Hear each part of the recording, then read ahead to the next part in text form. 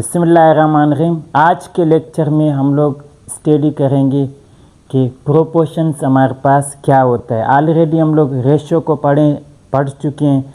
अभी यहाँ हम लोग दो रेशो को कंपेयर करते हैं। किस तरह के दो रेशो को?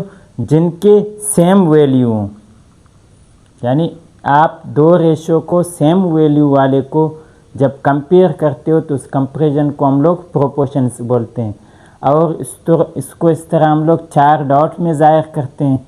तो अगर हमें लिखना हो, देखो यहाँ हम लोग एक रेशो लिखा, ये दूसरा रेशो लिखा और बीच में इस तरह प्रोपोर्शन लिखते हैं।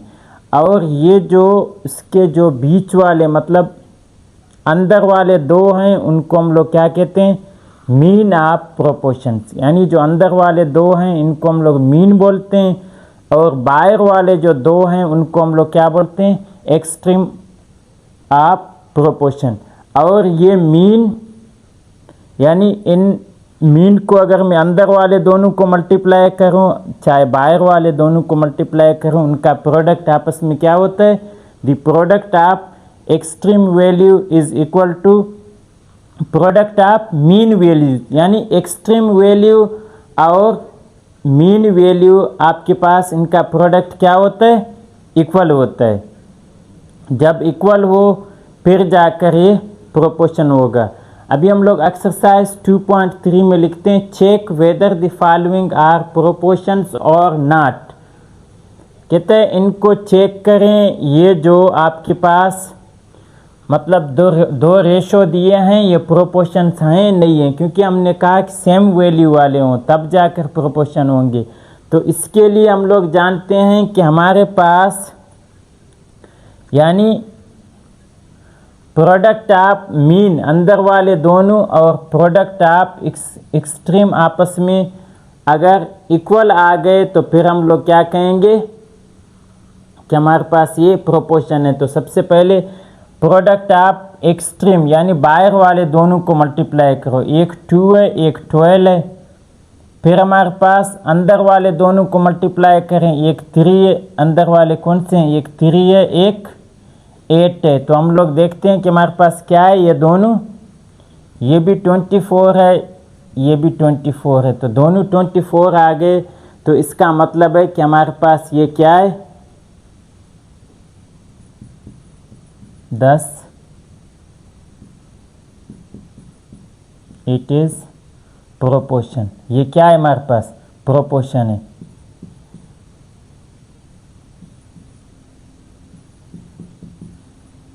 अगर आपके पास सेकेंड, अभी ये जो सेकेंड एग्जाम्पल है इसमें हम लोग देखते हैं, यानी वहाँ हमारा थर्ड पार्ट है, क्वेश्चन नंबर 1 का थर्ड पार्ट। इसमें अगर हम लोग देखें, सबसे पहले हम लोग जानते हैं कि यहाँ अगर ये 14/16 लिखा है तो इसका मतलब है 14:16 है। और ये क्या है? 5:9 है।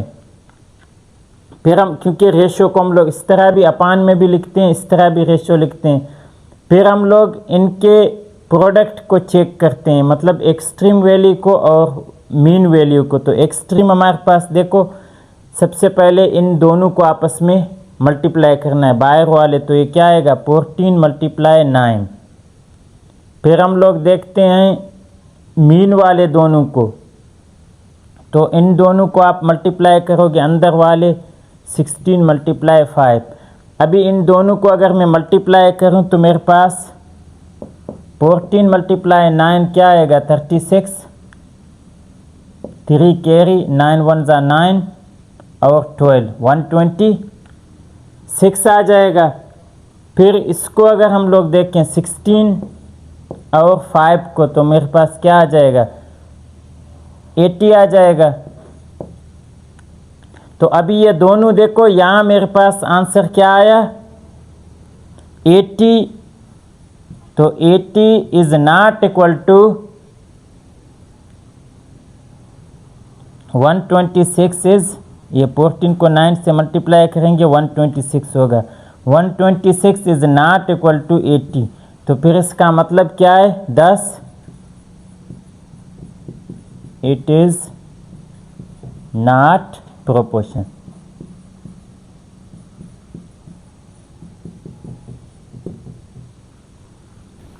क्वेश्चन नंबर 2 में हम लोग देखें, कहते हैं फाइंड द अननोन वैल्यू।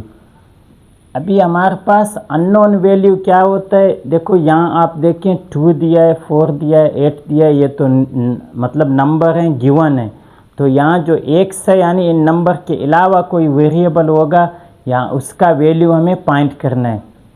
तो हम लोग जानते हैं सबसे पहले इसको प्रोपोर्शन की शक्ल में लिखना है। देखो हमने लिखा, इस रेशो दिया, फिर प्रोपोर्शन दिया, फिर रेशो दिया। फिर हम लोग जानते हैं कि हमारे पास वो क्या कहता है, प्रोडक्ट ऑफ एक्सट्रीम। एक्सट्रीम हम लोग ये जो दोनों मतलब बाहर वाले हैं इनको एक्सट्रीम कहते हैं, और ये जो अंदर वाले दोनों हैं इनको मीन कहते हैं।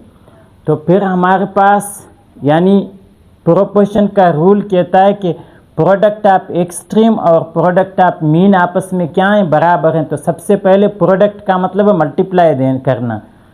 तो प्रोडक्ट इन दोनों का, तो हमारे पास एक्सट्रीम क्या है, 8 है, 2 है, तो ये क्या आ जाए, 8 है, x है, तो यहाँ हमारे पास क्या आ जाएगा, x मल्टीप्लाई 8।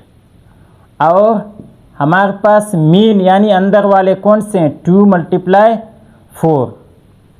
फिर आपने क्या करना है, हमें तो सिंपली इस अननोन यानी x की वैल्यू चाहिए। तो ये x के साथ ये 8 यहाँ क्या है, मल्टीप्लाई है। तो अगर मल्टीप्लाई हो तो उस तरफ जाकर डिवाइड होगा, क्योंकि इसको आपने बिल्कुल अकेले लिखना है, सही है। ये x तो अननोन को इधर लिखना है इसको, क्योंकि फाइंड करना है।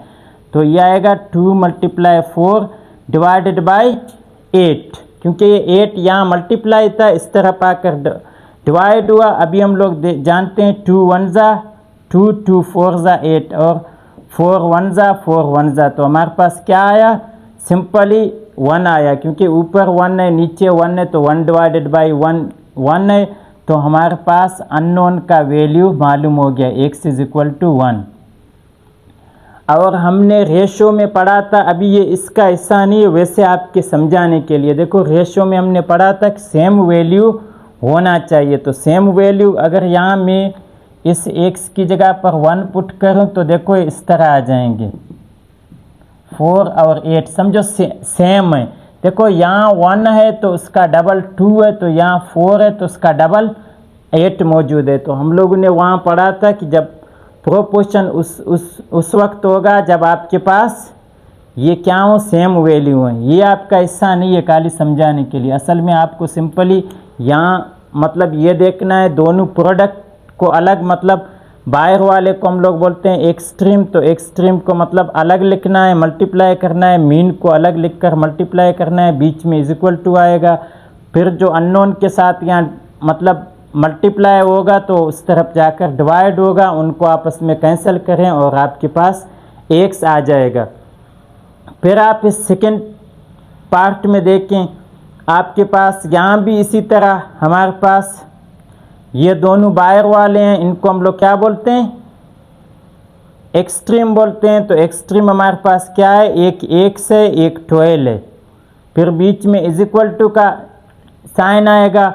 और मीन हमारे पास क्या है, ये दोनों मीन है, अंदर वाले हैं। तो ये मीन क्या है, 6 है मल्टीप्लाई 8 है। तो हम लोग x के साथ ये 12 यहाँ, क्योंकि हमें x फाइंड करना है तो x को बिल्कुल इधर अकेला करना है। ये 12 इसके साथ मल्टीप्लाई है, उस तरफ जाकर डिवाइड होगा, तो ये आएंगे 6 मल्टीप्लाई 8 डिवाइडेड बाई 12। तो अभी ये इसको देखो, अगर कैंसिल हो सकते हैं क्रॉस यानी ऊपर नीचे, तो इनको कैंसिल करें तो हमारा क्या होगा, 6 1 जा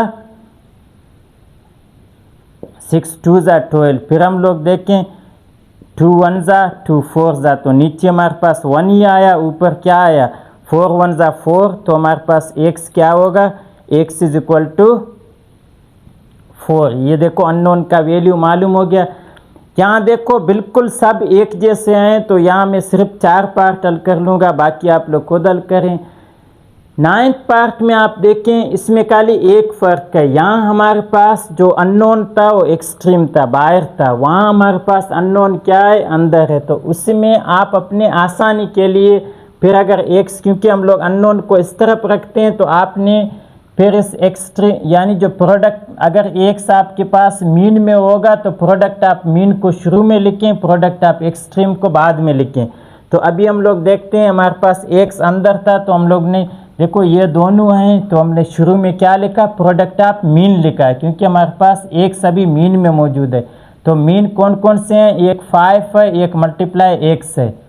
फिर हमारे पास एक्सट्रीम कौन से हैं, बाहर वाले, देखो ये दोनों हैं, एक 15 है एक 10 है। तो ये क्या होंगे, 15 एक 20 है, 15 और 20। तो हमारे पास x क्या आ जाएगा, 15 मल्टीप्लाई 20। आपके पास ये 5 यहाँ क्या है, मल्टीप्लाई है, तो इस तरफ आकर डिवाइड होगा। अभी आपने इनको देखना है कि आपस में कट हो सकते हैं तो नहीं हो सकते हैं। तो ये क्या आएगा, 5 1 जा 5 4 जा। तो आपने भी सिंपली क्या करना है, इस 4 को 15 के साथ मल्टीप्लाई करोगे तो हमारे पास 60 आ जाएगा। तो x हमारे पास कितना आया, x इज इक्वल टू 60। तो ये देखो अननोन फाइंड हो गया, 60 आ गया। इस तरह आप 10th पार्ट में देखें, यहाँ भी हमारे पास जो अननोन x है वो किस चीज़ में आए, मीन में आए। तो इसलिए मैंने मीन को शुरू में लिखा, एक्सट्रीम को बाद में लिखा। तो हमारे पास मीन कौन कौन से हैं, x है और 25 है। तो ये क्या आ जाएगा, x मल्टीप्लाई 25, देखो दोनों हो गए। फिर हमारे पास एक्सट्रीम में क्या है, 9 है मल्टीप्लाई 18 है। ये 25 यहाँ क्या है, मल्टीप्लाई है, तो उस तरफ जाकर डिवाइड होगा। तो ये क्या आएगा, 9 और 18 डिवाइडेड बाई 25। अभी हम लोग इसमें देखते हैं कि हमारे पास ये आपस में कैंसल नहीं होते हैं। तो अगर इस तरह देखो कट नहीं हो तो फिर आपने क्या करना है, सिंपली जो दोनों ऊपर वाले हैं इनको आपस में मल्टीप्लाई करना है। तो हम लोग 18 को 9 के साथ मल्टीप्लाई करते हैं, 9 80 हमारे पास क्या आ जाएगा, 27 7 कैरी, 9 1 जा 9, 9 और 7 कितने होंगे, 16 होंगे। तो ये हमारे पास आ जाएगा x is equal to 162 divided by 25। यही हमारे पास अननोन वैल्यू है।